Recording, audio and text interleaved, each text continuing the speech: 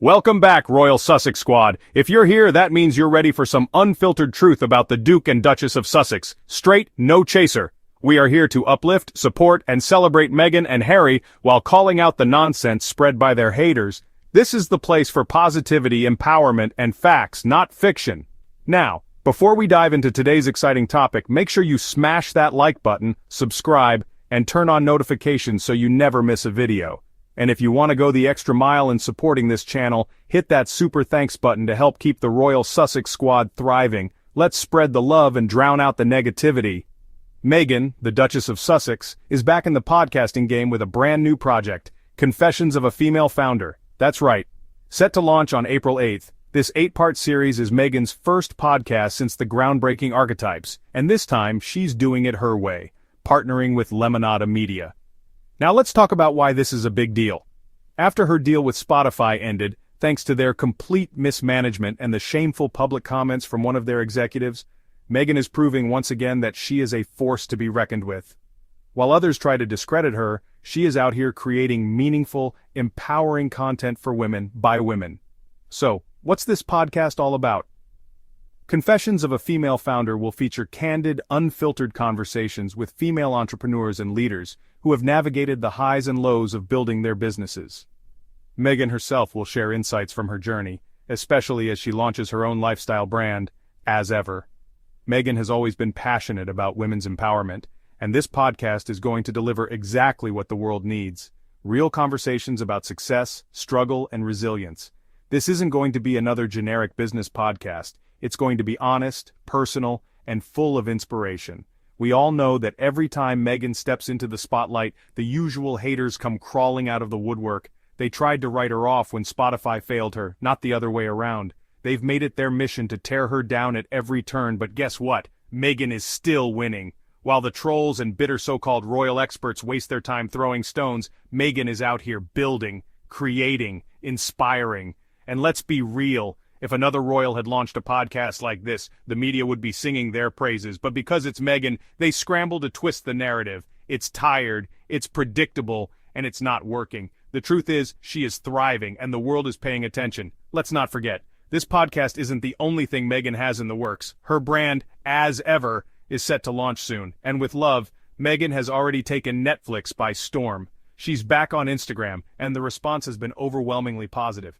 She's reclaiming her space, her voice, and her power. And Harry, right by her side, supporting her every step of the way, just like she supports him. The Sussexes are showing us what true partnership looks like, and the haters, they can stay mad. Duchess Meghan's new podcast, Confessions of a Female Founder, will be out in April. In the Duchess of Sussex's recent People magazine cover interview, People confirmed that Meghan has a new podcast coming out in the spring. It looks like Meghan let her Netflix show, With Love, Meghan, have the spotlight for a week and a half, and now she's already starting the conversation about the podcast. Spoiler, it's not Archetypes Season 2, although I would not hate that. Meghan is starting a brand new pod called Confessions of a Female Founder. This is the first pod she's produced post-Spotify and with her new partnership at Lemonada Media. Per Lemonada, Confessions of a Female Founder will feature candid conversations with female founders and friends about the success, the struggles, and the never-before-told stories of building a business. The trailer will come out on March 25th, and the first episode will arrive on April 8th. Here was Deadline's exclusive. They got to break the news about the name of the pod. Meghan, Duchess of Sussex, is preparing to launch her latest podcast. Meghan is launching Confessions of a Female Founder with Lemonada Media. It comes a year after she struck a deal with the company behind Wiser Than Me with Julia Louis-Dreyfus. The series, which launches on April 8th, will see her have candid conversations with female founders and friends who open up about the success, the struggles, and the never-before-told stories that took many of them from starting a company to selling it.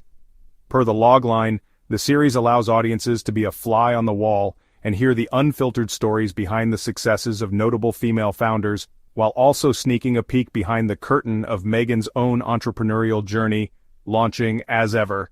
The 8-part series, which will see episodes released weekly, is her first original podcast for the company, which was founded in 2019 by Jessica Cordova-Kramer, a former executive producer at Pod Save America producer Crooked Media, and Stephanie Whittles-Wax, co-founder of theater company Rec Room Arts.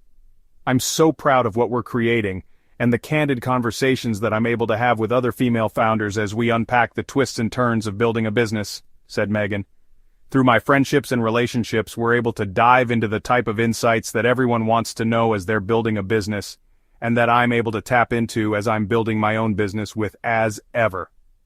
As female founders ourselves, Steph and I are grateful to get a chance to build alongside Meghan the exact podcast we needed when we started Lemonada, added Lemonada's CEO and co-founder, Jessica Cordova-Kramer. Meghan is such a warm and welcoming person, and you feel that in her interviews. She creates a comfortable space for her guests to bring fascinating personal stories to the table and open up in a way they likely haven't before publicly. "Listeners can expect conversations that are way more break room than boardroom," said Lemonada's chief creative officer and co-founder Stephanie Whittles-Wachs. "I'll be honest, I have high expectations for this. I enjoyed Archetypes, even if I thought Meghan was, in some episodes, trying to do too much and not focusing on the strength of a one-on-one conversation.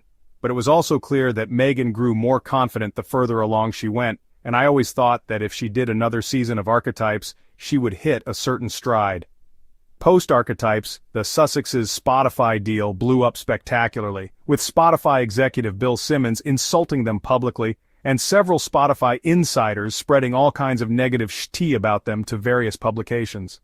There's more pressure on Meghan to really deliver a polished, well-considered product at this point. I think that will happen.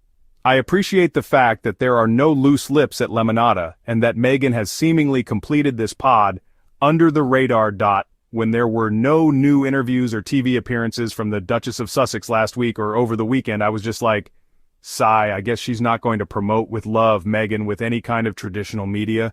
She's just doing social media stuff, which would have been fine. But I didn't expect her to give a major exclusive to People magazine for their cover story this week, and it would drop not even 12 hours after the Oscars.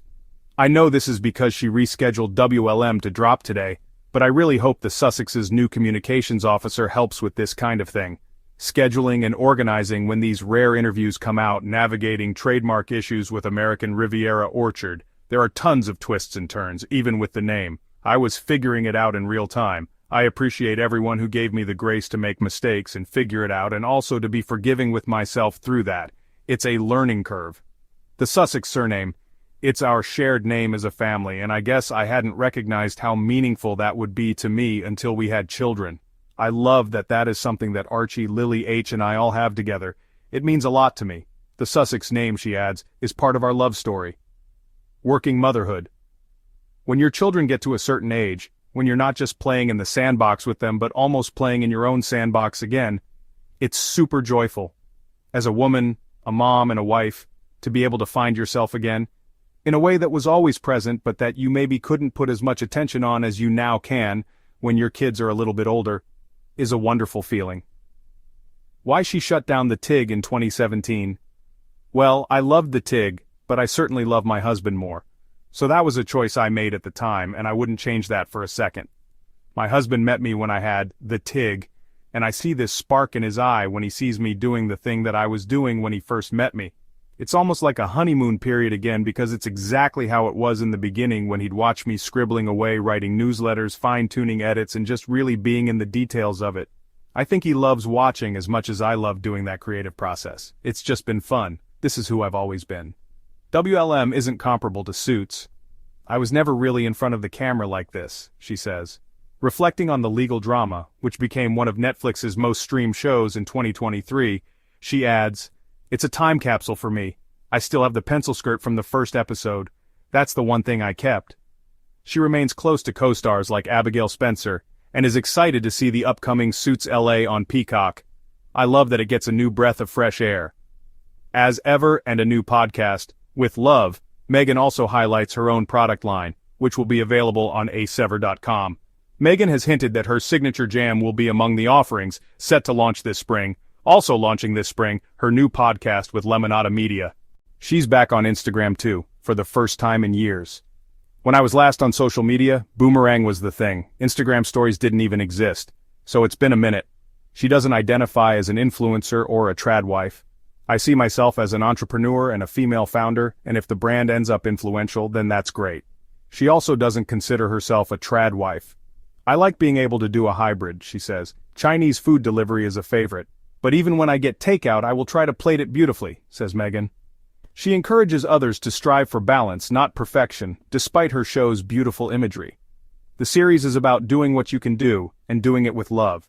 Date nights with Harry. We go to a lot of dinners, and not just in people's homes or private rooms, we just go into the restaurant. I really love that we can just have fun.